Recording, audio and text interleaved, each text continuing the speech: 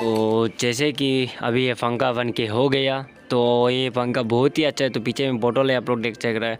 तो बोतल भी अभी पूरा एकदम पूरा सब कुछ हो गया, तो बहुत ही मज़ा से अब आ रहा है। प्लीज़ आप लोग भी घर पे ट्राई करके देखना, बहुत ही बढ़िया लगेगा और आप लोगों को बढ़िया रिजल्ट मिलेगा, देखते रहना। Thank you for watching this video. और आप लोगों को मैं रिक्वेस्ट करता हूँ ऐसे ट्राई करके देखिए अपने घर में भी, ऐसे घर पे सब कुछ मिल जाएगा आपको फ्री पे, सब कुछ बोतल सब कुछ मिल जाएगा। तो अपने घर पे भी ट्राई करिए और ऐसे ट्राई करके बैठिए घर पे। और प्लीज़ ये वीडियो को अच्छा लगा है तो लाइक करना, कमेंट करना और सेकने से शेयर भी कर देना। और प्लीज़ मैं रिक्वेस्ट करता हूँ कि आप लोग को प्लीज़ सब्सक्राइब करके ही जाना, इतना तक देख ही लिया बोलने से। प्लीज़ गाइस आप लोगों को रिक्वेस्ट है, और ये वीडियो बनाने के लिए बहुत ही मेहनत लगता है, तो आप लोगों को दिल से रिक्वेस्ट करता है कि मुझे सब्सक्राइब कर देना।